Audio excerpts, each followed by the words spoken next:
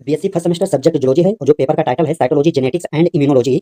इसमें जो यूनिट का नाम है cell cycle and cell division, तो इसके अंतर्गत आने वाले टॉपिक का नाम है cell cycle and its regulation, जो कि आज इस वीडियो में कवर करूंगा। तो सेल साइकिल क्या है, कोशिका चक्र क्या है, तो उसे चलिए जानते हैं क्या है। इसका हम डिफिनेशन जान लेते हैं कि सेल साइकिल क्या होता है। सेल साइकिल का मतलब है जब कोशिका से नई कोशिका बनती है तो उसका जो पूरा लाइफ होता है, व्यतीत करता है, कैसे वो एक सेल से दूसरा सेल बनता है, इसी पूरे प्रोसेस को सेल सेल साइकिल बोला जाता है। तो सेल साइकिल वह क्रमबद्ध प्रक्रिया है, ऑर्डर प्रोसेस है, जिसमें से एक सेल अपना पूरा जीवन व्यतीत करता है, ग्रोथ करता है और अंत में डिवाइड होकर नई सेल बनाता है। तो इस पूरे प्रोसेस को सेल साइकिल बोला जाता है। मैं आपको डायग्राम के माध्यम से बताता हूँ कि सेल साइकिल क्या है।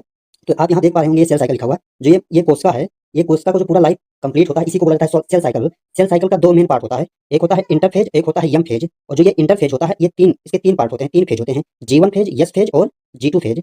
और ये ह्यूमन का जो कोशिका होती है 24 घंटे लगभग डिवाइड होती है, 24 घंटे में डिवाइड हो जाती है। तो उन 24 घंटे में जो लगभग 22 से 23 घंटा ये इंटरफेज कवर करता है, ठीक ओनली 1 हावर इसमें यम फेज में लगता है। तो इस पूरे प्रोसेस को सेल साइकिल कहते हैं। इसे मैं आगे भी डिटेल में बताऊंगा।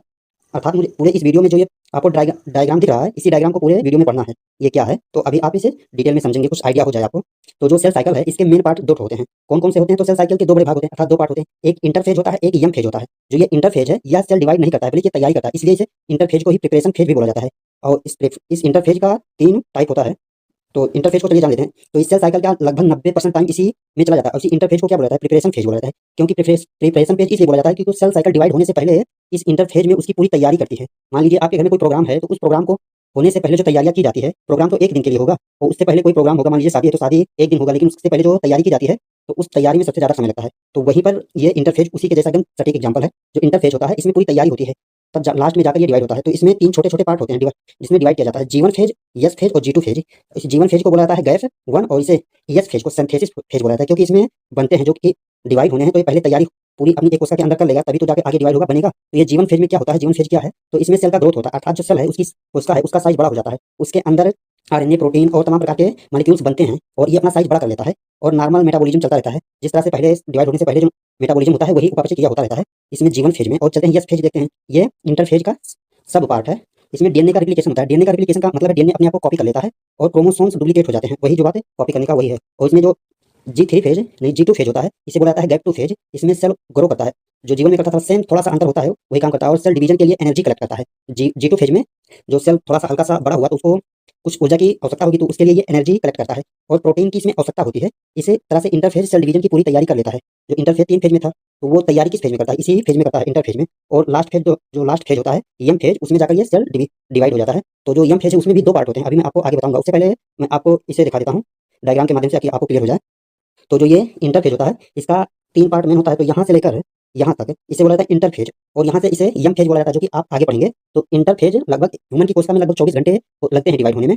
तो उसमें से G1 फेज होता है, उसमें लगभग 6 से 7 घंटे लग जाते हैं, 8 घंटे लग जाते हैं। तो यहाँ से तो ये G1 फेज है और यहाँ से यस1 फेज बोला जाता है, यस फेज बोला जाता है। और यहाँ तक G2 फेज है। और जो यम फेज है इसी में सेल का डिवीजन एक्चुअली में यहाँ पर होता है, यम फेज में। ये तो पूरा प्रिपरेशन वाला फेज है, यहाँ पर तैयारी करती है, अलग अलग तैयारियां करके और फिर यहाँ पर यम फेज में आकर कोशिका डिवाइड हो जाती है। तो चलिए हम आपको आगे पीडीएफ दिखाता हूँ कि जहाँ पर यम फेज लिखा हुआ है। तो जो ये यम फेज है इसे माइटोटिक फेज बोला जाता है। एक्चुअली में सेल का डिवाइड इसी फेज में होता है। तो यह सेल साइकिल का एक्चुअल डिवीजन स्टेप है। जो यम फेज है ये 2 टाइप्स का होता है, एक होता है कैरियोकाइनेसिस और एक होता है साइटोकाइनेसिस। तो इन दोनों फेज में चलिए एक एक करके मैं जानता हूँ क्या है। जो कैरियोकाइनेसिस है इसमें न्यूक्लियर का डिवीजन होता है और जो न्यूक्लियस है इसमें डिवाइड होता है। तो इसका 4 स्टेप है। तो इसके चारों स्टेप को चलिए जान लेते हैं कौन कौन से हैं। तो इसमें जो फर्स्ट स्टेप है वो प्रोफेज है, इसमें क्रोमोसोम दिखाई देने लगते हैं। और जो मेटाफेज है इसमें क्रोमोसोम के बीच में इक्वेटोरियल प्लेट पर अरेंज हो जाते हैं, मतलब है जो कोशिका है उसमें जब ये जो न्यूक्लियस होते हैं ऐसे कॉर्नर पर चले जाते हैं, इसे इस तरह से ये इक्वल में हो जाते हैं बराबर।